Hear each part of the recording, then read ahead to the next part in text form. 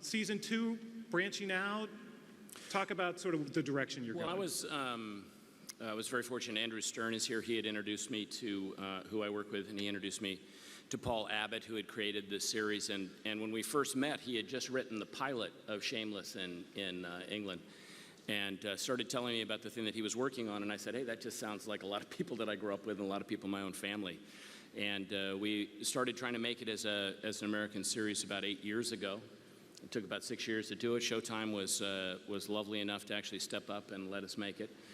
So the first season, about half of the episodes were based on episodes of the British series. But one of the things that happened very quickly in the British series is that two of the actors, the actors who played Steve and Fiona, fell in love and left. They left.